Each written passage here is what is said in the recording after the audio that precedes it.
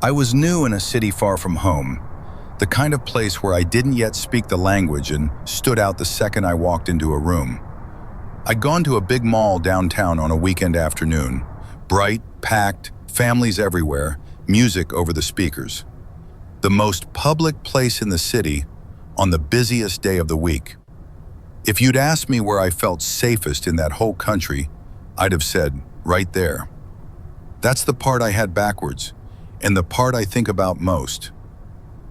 I was alone in a shoe store, just killing an hour, turning a shoe over in my hand. And a man came up beside me, close, the way no stranger should, and asked how I was doing. Friendly, easy, a little too pleased to see me. I gave him the nothing you give, a small smile, eyes back on the shelf, the universal, please go away. He didn't go away. He asked my name. He asked where I was from. And then, lighter than any of it had a right to be, he asked if I was there by myself. And something in me knew not to say yes. So I said my husband was here, somewhere close, just in another shop. It was a lie. There was no husband. But it's the lie you reach for, the one that's supposed to make a man like that fold up and leave. He didn't fold. He looked at me, slow, and he looked around the bright store, the aisles, the register, the door, taking his time, making a show of it. And then he looked back at me and said flat, I don't see anyone. I don't see anyone, he said again. Are you lying to me? And I understood, standing there with a shoe in my hand under all those lights, that this was the only question he actually cared about. Not my name, not where I was from, whether the husband was real, or whether I was, in fact, the only one of me in that mall. He wasn't flirting, he was checking a box. He was confirming I was alone before he decided what to do with that. I held the lie. I said he'd be back any second, and I put the shoe down and walked toward the front of the store, toward other people, toward the register where a clerk stood. And the man didn't follow me out the door right away. He did something worse. He crossed to the far side of the store and just stood, facing me, watching.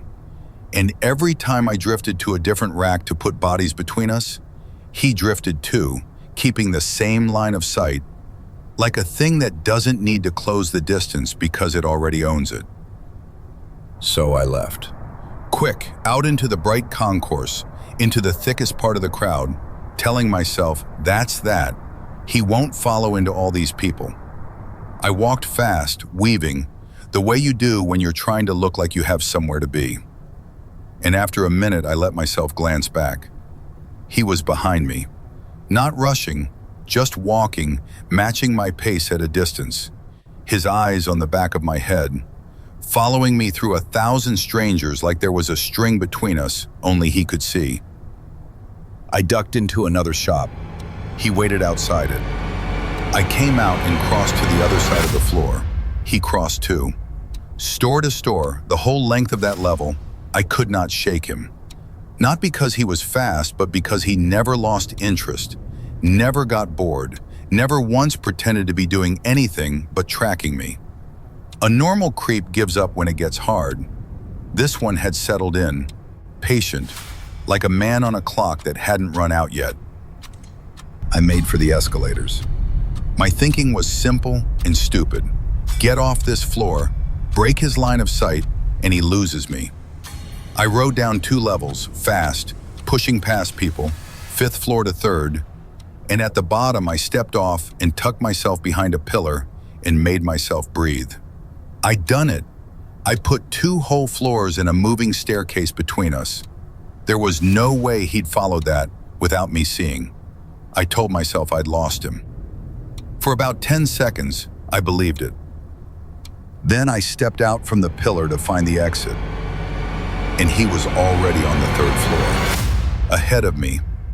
Not behind, where a man following you down an escalator would be, in front, off to the side, near the very exit I was moving toward, turned, waiting, his eyes finding mine the instant I came clear of the pillar. He hadn't chased me down. He'd stopped following my trail entirely and started getting to where I was going before I got there. I went into full flight. I didn't walk to the exit. I broke for it, the closest doors, out into the open air and the crowd and the noise of the street, and I did not stop. I spun in full circles as I went, checking every direction, the way you do when behind you isn't safe anymore, because behind you is where he wasn't. I shoved into the next busy place I saw, a different building, another floor of strangers, and I stood in the middle of all of them with my heart in my mouth, watching the door I'd come through, waiting to see if it knew where I'd gone. It didn't open behind me. He didn't come through. I stood there long enough to be sure, long enough for my hands to stop shaking, and he never appeared. But I didn't go home, because going home meant walking a route on streets alone, and a man who could get ahead of me in a mall could get ahead of me on a sidewalk. So I lost an hour on purpose, in crowds, doubling back, before I'd let myself point at anything that pointed at my door. I never reported it. What would I have said? A man asked if I was lying about a husband and then knew which exit I'd run for? There's no crime in that. There's no name in that. I only ever had a feeling and a face I tried hard not to remember. And then over the weeks after, I saw him a few more times. Not at the mall. On my own street, near the clubs at the end of it, standing around like he had business there. He never seemed to know me, or he was very good at seeming not to. I'd love to tell you I found out who he was, or what the staring was for. I don't know any of it. Just a man who needed to know I was alone before he'd commit to me, who got that answer out of me with 4 words, and who could find the door I'd run to before I could. I moved apartments not long after. I never saw him again. I never found out if that was luck. I don't tell this one to make anybody afraid of a crowd. I tell it because I used to think a crowd was the same thing as safe, that nothing could happen to me with 1,000 people around. 1,000 people didn't slow him down for a second. What kept me alive was a lie I told before I understood why I was telling it, that I wasn't by myself. So now I never give that answer for free. A stranger doesn't get to learn I'm alone just because he asked nicely. I'm with someone. He's right over there. He's on his way. After that mall, I never again let a stranger find out I was the only one of me in the room. And I've never once regretted the lie. I'm a guy who likes the gym at the dead hours. 2 in the morning, a 24-hour place near my apartment, that long room of machines lit blue-white and almost always empty. That's the whole appeal. Nobody there. No waiting, no talking, just me and the weights and the hum of the lights. I'd done it for months. In all that time, I'd had the place to myself maybe 9 nights out of 10. So I noticed the night that changed when somebody was suddenly there too. He came over before I'd finished my first set. A younger guy, friendly, said he lived nearby, said he was just getting into lifting. And he started giving me advice, which was funny honestly because he clearly didn't lift. He was telling me things off a phone, half wrong. But he was harmless friendly, and I'm not a jerk, so I nodded along. At the end, he asked for my Instagram, and I gave it to him because that's nothing, right? That's what you do. You trade a handle with the one other guy crazy enough to be there at 2 a.m. Over the next couple of weeks, he was there every time I was. Not most times, every time. And not when I got there, seconds after I got there, like he'd been waiting in his car for mine to pull in. He'd message me through the day too, trying to set things up, hang out, get food, and I'd dodge it, polite, busy, maybe sometime. On the app, his page was thin in a way I noticed without knowing why. Cars and selfies, nothing older than a year, no name, no real life behind it. A person with the front of a person and nothing behind the front. The first time it stepped outside the gym, I almost missed it. I was driving home one night, not from the gym, a totally different errand, a road on the other side of where I live, and a horn, long, friendly, right beside me. I looked over and it was him, grinning, waving, pacing my car in the next lane. And I waved back on reflex and thought nothing of it for about a mile. Then I thought, I never told him I drive. I never told him what I drive. And this road has nothing to do with the gym or with anything he should know about my night. I let it go. People run into each other. It's a small town in the ways that matter.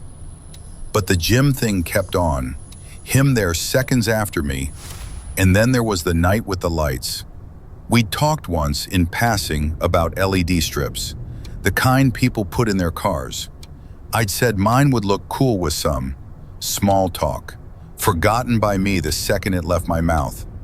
A few days later, I came out to my car in the gym lot at 3 a.m., and there was a box sitting on the hood. LED lights, the exact ones, on top of a car I keep locked in a lot at 3 in the morning. I texted him, careful, like, "Hey, did you leave something on my car?" And he wrote back right away, like he'd been waiting. And what he said is the line I keep hearing. He said he'd bought them for me and that he couldn't relax until he gave them to me. Couldn't relax. Like not handing a near stranger a gift was a pressure building in him, a thing he had to discharge by finding my car in the dark and laying it on the hood. I thanked him because what else do you do? And I sat in my locked car feeling like the lock had stopped meaning anything. I want to be fair to how this felt at the time because it wasn't a horror movie yet. It was a lonely guy being too much. That's a real thing, and you don't burn somebody for being lonely. So I kept being polite. I kept being busy. I told myself the honk was a coincidence, and the lights were just generous and weird.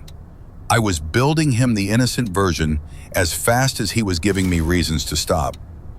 And then he gave me the one reason I couldn't build around. He told me, like it was nothing, where my car had been. We were talking at the gym, the usual, and he mentioned, casual, in passing, that he'd seen my car the other day, parked, outside his place, on his street. He said it like a fun little coincidence. Isn't that funny?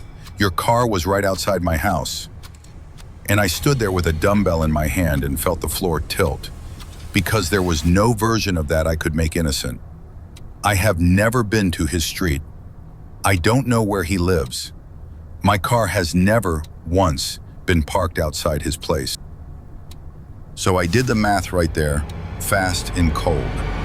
If my car was on his street and I've never driven to his street, then his street is my street. He hadn't seen my car outside his place. He'd been outside mine, standing near where I park, near where I sleep, close enough to clock my car and know it was mine, and then he'd handed it back to me flipped around. Your car was outside my place, either to see my face or because in his head the line between his place and mine had already gone soft. I changed my gym nights, different days, different hours, and he found them. Within a week, he was there again, seconds after me, like he'd never missed a beat. I'd shuffle the deck and he'd already know the new order.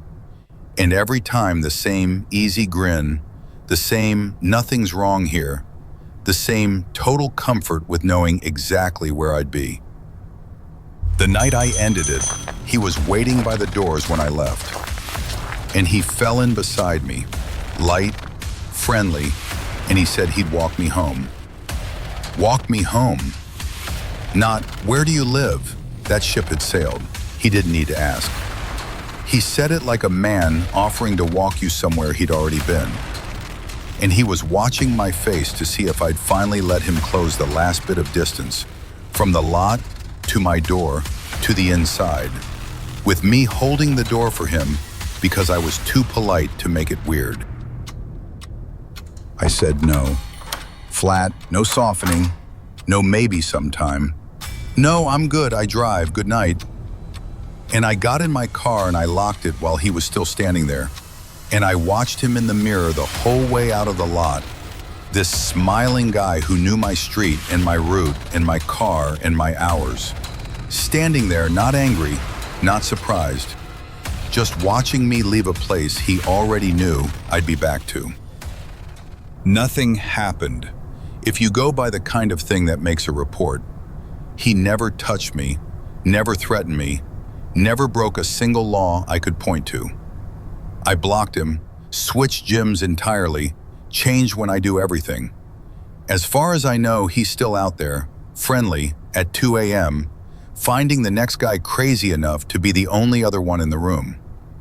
And here's what that left me with. I used to think I'd know I was being watched, that it'd feel like a shadow, like footsteps. It didn't. It felt like a nice guy who liked me a little too much. The scariest people don't ask where you live. They already know, and they let you find out, just to watch you realize it. I want to start with how ordinary it was, because that's the part that still gets me. It was my gym, a big, bright franchise place, the kind you go to at the same time most days, the kind where you start to know the regulars by face. Daylight outside, music inside, 50 people on machines, staff at the desk. There is nothing about a busy gym in the afternoon that says, "Be careful here." That's exactly why it worked. He didn't need a dark parking garage. He just needed me to come back at the same time, which is the one thing a gym regular always does. I'd moved to that city not long before, from a small town a long way off. Far enough that nobody there knew it, that saying its name got blank looks. It mattered to me where I was from. It was the answer to a question people rarely asked. And I'd never told a soul at that gym a single thing about my life. I went there to put earbuds in and disappear for an hour. I knew faces, not names. I'd have told you I was a stranger there, anonymous. One more person on one more machine. I'd have been wrong, and I had no idea by how much. There was a guy who was always around at my hour. Friendly, chatty, the type who talks to everybody, the type you don't think twice about because he's nice to the whole room. We'd traded the gym version of hello a few times. A nod, a good set, nothing. He never gave me the creeps, that's important. He wasn't lurking, wasn't staring, wasn't doing any of the things you're taught to watch for. He was warm and easy and completely unremarkable. Which is why when he struck up a real conversation one afternoon, I had my guard all the way down. We were talking about nothing. The weather, the playlist, the usual gym small talk between sets. And he smiled and said he had a funny little talent. He said, "I'm really good at guessing where people are from." And I laughed because it's a charming thing to say, a party trick, the kind of line that makes a stranger feel like a friend. "Okay," I said, "go on then. Where am I from?" I handed it to him. I played along. I was enjoying it. I was still smiling when he answered. He tilted his head like he was reading something off me. And he named my town. Not the city we were standing in, not the region. My small, far-off, nobody-knows-it hometown, by name, on the first try. And for 1 second, it was the best trick I'd ever seen. I lit up. "How did you do that?" I said. "That's incredible. Nobody knows that place." He just shrugged, modest, pleased with himself, and said something about being good at accents, good at faces. And I believed it, for exactly as long as it took me to walk to my car. Because it nagged at me on the way out. My accent isn't from that town. It's flat, placeless, I've been told 100 times you can't tell where I'm from when I talk. And I'd never said the name. Not to him, not to anyone there. It isn't a place you'd guess. It's a place you'd have to know. So the trick started to itch, the way a trick does when you realize there has to be a method, and the method can't be the one he told you. I pushed through the doors into the lot, still turning it over, and that's when my eyes landed on my own car. I'd parked at the same place I always did, and I looked at it the way you don't usually look at your own car. Really look. And the first thing I saw was the plate. My plate, from my old state, the one I'd never gotten around to changing, the one that announces to anyone standing behind my car that I'm not from here. I'd never thought about it once. It was just my plate. But it was the first crack in his trick, and I stood there in the bright lot feeling the afternoon go cold around me. An out-of-state plate tells you the state. It doesn't tell you a town. And he hadn't named the state, he'd named the town. So I kept looking, because the plate alone wasn't enough, and my eyes went down to the frame around it. The cheap plastic frame the dealership puts on every car they sell. The one with the dealership's name printed across the bottom. The name I'd looked at 10,000 times and never once read. I read it now, and I knew the dealership. It was in my hometown, the little one, the one he'd named. And it came together standing right there, one piece at a time, and each piece was worse than the last. He hadn't guessed anything. At some point, on some ordinary day, he had followed me out of that gym to this spot. He'd read my plate. He'd read the dealership name on the frame. He'd typed it into his phone. A name, a town, takes 10 seconds. And the internet had handed him exactly where that dealership sat. And so, exactly where I was from. He'd reverse engineered my hometown out of my parked car. And then he'd walk back inside, waited for the right afternoon, and performed it for me as a magic trick. And the part that turned my stomach wasn't even the trick. So then the real question landed, the one I couldn't put down. If he could get my hometown off the back of my car, what else had he gotten? My plate, my car, the time I come every day, because regulars are regular. And a plate isn't nothing. A plate is a thread you can pull. The same 10 seconds that turned a dealership frame into a town can turn other things into other things, in the hands of somebody who clearly liked the game. He hadn't shown me a trick. He'd shown me a sample. One small proof handed over with a smile of how thoroughly a friendly stranger had already taken me apart. I did not go back inside. I got in my car and locked the doors and sat there with my hands on the wheel, and I watched the gym entrance in my mirror the whole time. Because somewhere in that bright building was a man who knew where I was from and what I drove and when I came, and who had just told me so on purpose to my face and watched me smile back. I didn't drive straight home. I couldn't, because home was the one thing left he might not have yet, and I was not about to lead him to it with him maybe watching the lot from a window. I took a long, stupid, looping way to nowhere first, watching every mirror, the way you do when you've just learned that behind you is a place a stranger lives now. And when I finally got somewhere I felt okay stopping, I made myself think it through cold. He'd put real work in. He'd followed me out, gotten down behind my car, read the fine print, run the search, and held the result for who knows how long, just to deploy it at the perfect friendly moment. That's not a whim. That's a man who decided I was a project and had been working on me patiently while I thought I was anonymous. I reported it. I called the gym the next day, shaking, and I told them everything, the trick, the hometown, the plate, all of it. And what they said back is the part that ended my membership on the spot. They said they couldn't really do anything. That to remove a member, they'd have to confront him directly, talk to him about it, hear his side, that what he'd done wasn't, by itself, the kind of thing that crossed a line they could act on. A man read a stranger's life off her car and recited it to her in the gym. And there was no rule for that, no box for it, nothing they were willing to do but maybe, gently, ask him about it, which would only have taught him I'd noticed. So I canceled that day, not because of the trick, because of what the trick proved and what the gym just told me, that the place where he'd done it could not keep him away from me. If he could get my town from my car, he could get more. If he was willing to crouch behind my bumper once, he was willing to follow me further than that once too.